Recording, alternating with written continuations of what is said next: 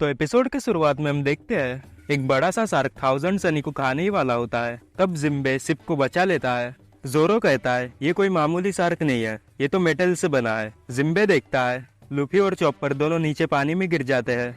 जिम्बे Frankie को बोलता है तुम सिप को संभालो, मैं तब तक उन्हें बचा के आता हूँ। फ्रैंकी सिप को भगा रहा होता है। तब वो शार्क अपने मुंह से उनके ऊपर मिसाइल छोड़ती है और वो उनके सिप के पास जाकर फूटती है, जिससे कि उनकी सिप पूरी पलट जाती है और वो सब पानी में गिर जाते हैं। दूसरी तरफ जिम्बे लूफी और चॉपर को बचाने जाता है। वो उनको बचा के पानी के ऊपर ले आता है। वो जिम्बे को शुक्रिया कहते हैं। जिम्बे कहता है मुझे खुशी हुई कि तुम सब ठीक हो। तभी वहाँ वो शार्क आकर उनके ऊपर मिसाइल छोड़ता है। जिम्बे उससे बचने के लिए वो फिर से पानी के अंदर जाता है। फिर हमें स्ट्रॉ हैट के मेंबर्स और उनके शिप को दिखाया जाता है, जो कि सब पानी में डूब रहे होते हैं। तब वहाँ वो शार्क आकर उनके शिप को खाने के लिए जाता है, लेकिन तभी उसके पीछे एक रोबोट आकर उसे ही मारने लगता है। फ्रैंकी कहता है अगर ऐसे ही चलता रहा तो हम सब मारे जाएंगे। उसके बाद हमें मराइन के G14 के बेस को दिखाया जाता है, जहाँ पर तासीगी उन बच्चे जिनको की पंख हजार्ड से बचाया गया था उनके साइज को कम करने का ट्रीटमेंट चल रहा था। उसके बाद वाइस एडमिरल डॉल तासीगी को अपने पास बुलाती है।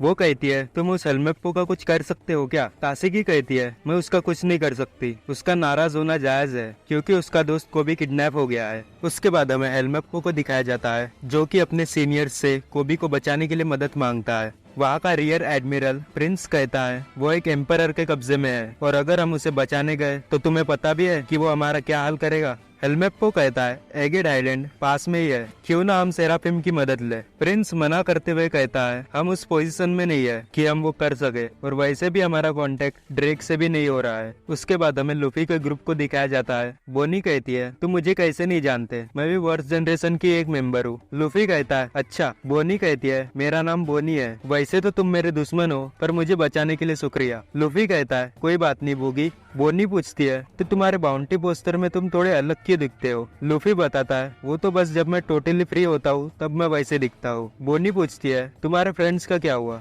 लूफी कहता है उनकी चिंता मत करो, वो सब ठीक होंगे। तब जिम्बे बोनी से पूछता है आखिर तुम्हारी शिप और क्रू कहाँ है? वो बताती है कि मैं अकेले ही आई हूँ और मेरी शिप उस शार्क ने खा डाली। खाने से मुझे याद आया कि मुझे भी भूख लगी है। लूफी कहता है हाँ मुझे भी, चलो हम जल्दी से एक रेस्टोरेंट पे जाकर खाना खाते हैं। जिस पर बोनी कहती है तुम्हें पता भी है कि हम कहाँ है? ये एक गवर्नमेंट का आइलैंड है जिसका नाम एगेड है। इस आइलैंड को 500 साल आगे का आइलैंड कहा जाता है, जहाँ की डॉक्टर वेगापंग रहता है। लूफी कहता है मुझे ये नाम कहीं सुना सुना लग रहा है। बोनी कहती है मुझे उस डॉक्टर से कुछ हिसाब किताब करना था, इसलिए मैं यहाँ आई हूँ। उसके बाद हम एक रोबोट को देखते हैं जो कि लूफी की शिप को अपने हाथ से उठाए हुए था। फ्रैंकी और उसब उसे देख के बहुत ज्यादा एक्साइटेड हो जाते हैं। तभी हम देखते हैं कि उसके अंदर से एक लड़की बाहर आती है। वो कहती है ये तो ठीक से काम भी नहीं कर रहा है, ये भी एक फेलियर ही निकला। मैंने वो मेका शार्क इसलिए छोड़ा था कि वो आसपास की नजर रख सके, लेकिन वो तो सिर्फ आसपास की चीजें ही खा रहा था। फ्रैंकी उसे शुक्रिया कहता है उन्हें बचाने के लिए। वो लड़की कहती है तुम्हें क्या लगता है कि मैंने तुम्हें बचाया है? बल्कि मैं तो गवर्नमेंट के लिए काम करती हूँ और मैं हूँ डॉक्टर वेगापंग।